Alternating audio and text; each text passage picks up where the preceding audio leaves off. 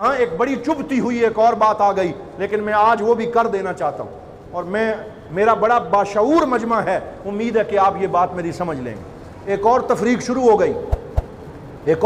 شروع ہو گئی، اور اس دور میں نہ ہمارے بزرگوں نے یہ بات کی، نہ ہمارے مشائخ نے یہ بات کی، نہ ہمارے اسلاف نے یہ بات کی۔ اس دور میں کچھ ملاؤں نے یہ رٹ لگانی شروع کر دی، کہنے لگے جناب کچھ صحابی ہیں اور کچھ طلقاء ہیں۔ یہ لفظ شاید آپ سنتے ہوں گے، کچھ صحابی ہیں اور کچھ طلقاء ہیں، اس لیے ہم صحابہ کا احترام تو کرتے ہیں، طلقاء کا نہیں کرتے۔ ان سے پوچھیں یہ طلقاء کون ہیں؟ وہ کہتے ہیں جی طلقاء وہ ہیں کہ جب فتح مکہ ہو گیا اس وقت تک وہ مسلمان نہ ہوئے، اور انہوں نے کہا کہ ہم نے کلمہ نہیں پڑھنا، اور حضور سے جنگ کرتے رہے، اور جب بالآخر انہوں نے دیکھا کہ اب تو مکہ بھی فتح ہو گیا، اور اب تو سرکار دو عالم کا جھنڈا خانہ کعبہ پہ لہرا رہا ہے، اور اب ہماری دال نہیں گل سکتی، تو پھر مجبوراً انہوں نے کلمہ پڑھ لیا، اور انہوں نے حضور کے دامن کرم میں وہ آ گئے، اور حضور نے فرمایا اذهبوا فانتم الطلقاء، کہ تم چلے جاؤ، تم بھی آزاد ہو، تمہارے اوپر کوئی آج عذاب نہیں ہے، کوئی سزا نہیں ہے۔ لا تثریب علیکم اليوم، آج میں تمہیں وہی کہتا ہوں جو حضرت یوسف نے اپنے بھائیوں سے کہا تھا، لا تثریب علیکم اليوم، آج تمہیں معافی ہے، کھلی چھوٹ ہے۔ تو یہاں سے انہوں نے ایک لفظ پکڑا اور کہا جو پہلے والے ہیں وہ صحابی ہیں اور یہ طلقاء ہیں، اور ہم طلقاء کا احترام نہیں کرتے، ہم صحابہ کا احترام کرتے۔ اب طلقاء میں کون کون آتا ہے، یہ تھوڑی سی بات سمجھنے والی۔ طلقاء میں اکرمہ بن ابو جہل آتا ہے، یہ اکرمہ ہیں، یہ ابو جہل کا بیٹا ہے، اور ابو جہل حضور سے جنگ کرتے کرتے واصل جہنم ہوا، لیکن اللہ نے اس کے بیٹے حضرت اکرمہ کو اسلام کی توفیق عطا فرمائی۔ وہ دوڑ کے جا رہے تھے اور ایک کشتی میں بیٹھ رہے تھے کہ اب میرا باپ جنگ کرتا رہا، مجھے تو معافی نہیں ملے گی، مجھے تو حضور صلی اللہ علیہ وسلم معاف نہیں کریں گے، لہذا وہ فرار ہونے لگے۔ حضور کو پتہ چلا، سرکار نے بندہ بھجوایا اور کہا جاؤ، وہ کشتی میں بیٹھ رہا ہوگا، اسے جا کے کہنا کہ یہ دربار رسالت ہے، یہ حضور کی بارگاہ ہے، یہ مدینے والے کا دربار ہے، اپنے گناہوں کی طرف نہ دیکھ، ایک دفعہ آنا تیرا کام ہے اور تجھے سینے سے لگانا مجھ محمد کا کام۔ اللہ اکبر، یا رسول اللہ، یا رسول اللہ، یا رسول اللہ، زندہ زندہ باد۔ تو حضرت اکرمہ آ گئے اور آ کے مسلمان ہو گئے، اور بعد میں انہوں نے جنگیں لڑیں اور جہاد کیا، اور تلوار کے ساتھ اپنی ساری زندگی اسلام کا دفاع کیا۔ مجھے بتاؤ، جب وہ کلمہ پڑھ رہے تھے، جب سرکار کے دامن سے وابستہ ہو رہے تھے، انہوں نے ایمان کی حالت میں اپنے نبی کے چہرے کو دیکھا تھا یا نہیں دیکھا تھا؟ بتائیے۔ تو صحابی کی تعریف کیا ہے؟ صحابی کی تعریف یہ ہے کہ جس نے اپنے سر کی آنکھوں سے ایمان کی حالت میں ایک دفعہ مدینے والے کو دیکھ لیا، وہ صحابی ہو گیا۔ اب کوئی غوث ہو، کوئی قطب ہو، کوئی ابدال ہو، کوئی ساری زندگی سجدے کرتا رہے، اس کے سجدے نیچے ہیں، صحابی کا قدم اس سے اوپر ہے۔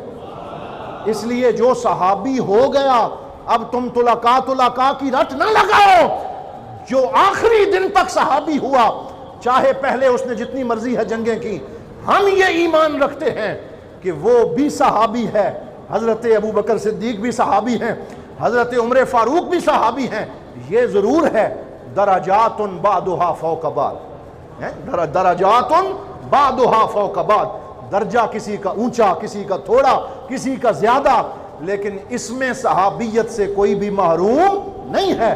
اس لیے تم صحابہ کے بارے میں کمپین نہ چلاؤ، صحابہ کے بارے میں غلط گفتگو نہ کرو، صحابہ کے اندر یہ تقسیم نہ کرو۔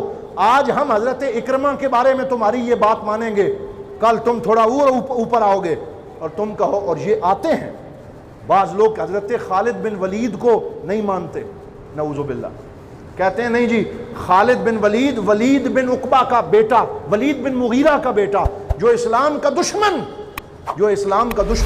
اور جس نے سرکار دو عالم پہ ایمان نہ لایا، اور جس کے بارے میں قرآن کی سخت آیتیں نازل ہوئیں، ان کے بیٹے کا نام خالد بن ولید ہے، لہذا جتنی مرضی ہے جہاد کیے، جنگیں کی، ہم انہیں نہیں مانتے۔ اور ان کے بارے میں غلط گفتگو کرتے ہیں اور ان کے بارے میں ہلکی بات کرتے ہیں، یاد رکھو حضرت خالد بن ولید جب حضور کی بارگاہ میں آئے تھے نا، اکیلے نہیں آئے تھے، ان کے ساتھ حضرت عمر بن عاص بھی تھے، یہ دونوں مل کے آئے تھے۔ جب ہاتھ دینے لگے نا حضور کے ہاتھ میں، حدیثیں اٹھا کے پڑھو، تو پھر اپنا ہاتھ پیچھے کر لیا، ہاتھ دینے لگے پیچھے کر لیا۔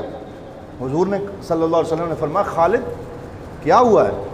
یہ وہی خالد ہیں جن کی وجہ سے جنگ احد میں جیتی ہوئی جنگ مسلمان ہارنا لگے تھے، یہ پیچھے سے آ گئے تھے اور انہوں نے مشرکین کے قیادت کرتے ہوئے حملہ کر دیا تھا اور حضور کے دندان مبارک شہید ہو گئے تھے اور 72 صحابہ شہید ہو گئے تھے اور حضرت سیدہ حمزہ رضی اللہ تعالی عنہ جو حضور کے چچا جان ہیں وہ شہید ہو گئے تھے۔ تو یہ وہی خالد ہیں، لیکن جب آئے نا ہاتھ دینے لگے پیچھے کر لی۔ حضور نے فرمایا کیا بات ہے؟ کہا یا رسول اللہ میں اسلام تو قبول کرتا ہوں، آنکھوں سے آنسو آ گئے، لیکن مجھے میری پچھلی زندگی کی گارنٹی دے دیں کہ کہیں اس کی وجہ سے میری پکڑ تو نہیں ہوگی، میں نے بڑے قصور کیے ہیں، میری تلوار مسلمانوں کے خلاف چلی ہے، مجھ سے بڑے پاپ ہو گئے ہیں، اگر کلمہ پڑھنے کے بعد کہیں قیامت کے دن میری پکڑ تو نہیں ہوگی۔ حضور نے کیا فرمایا؟ مل کے کہہ دو صلی اللہ علیہ وسلم۔ سرکار نے فرمایا یا خالد الاسلام یہدم ما کان قبلہ، فرمایا اے خالد یاد رکھو جب کوئی کلمہ پڑھ لیتا ہے جتنا بڑا بھی گناہگار ہو، اسلام اس کے گناہوں کے محل کو گرا دیتا ہے اور اسلام ایمان کی نئی عمارت کھڑی کر لیتا ہے، اسلام اس کے سارے گناہ ختم کر دیتا ہے، وہ ایسے ہو جاتا ہے جیسے ابھی اپنے ماں کے پیٹ سے اس نے نیا جنم لیا ہے۔ یہ حدیثیں تمہاری نظر میں نہیں آتی، یہ روایات پیش نظر نہیں ہیں کہ تم صحابہ کے بارے میں غلط گفتگو کرتے ہو۔ لہٰذا آج کے درس قرآن میں یہ بات یاد رکھنا، یہ طلقاء اور صحابہ والی تقسیم اہل سنت والجماعت کی تقسیم نہیں ہے۔ بولو اہل سنت والجماعت کی تقسیم نہیں ہے۔ پہلے صحابی سے لے کے آخری صحابی تک ہم ہر صحابی کو حضور صلی اللہ علیہ وسلم کا غلام اور صحابی سمجھتے ہوئے یہ جملہ آپ نے یاد رکھنا ہے کہ ایک ہوتا ہے افضل اور ایک ہوتا ہے مفضول۔ بولیے ایک کیا ہوتا ہے؟ افضل، اور ایک ہوتا ہے مفضول۔ افضل کہتے ہیں جس کا درجہ بلند ہو اور مفضول کہتے ہیں جس کا درجہ اس سے تھوڑا ہو۔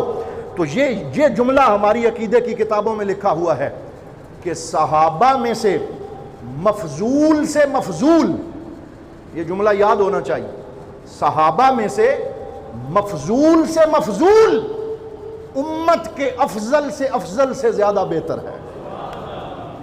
صحابہ میں سے مفضول امت کے افضل سے زیادہ بہتر ہے۔ تو جب عقیدہ یہ ہے، لہٰذا کسی صحابی کے بارے میں ایسی گفتگو کرنا یہ ہمارے شایع نشان نہیں ہے۔ تو آئیے بس اس آیت کو مکمل کر لیتے۔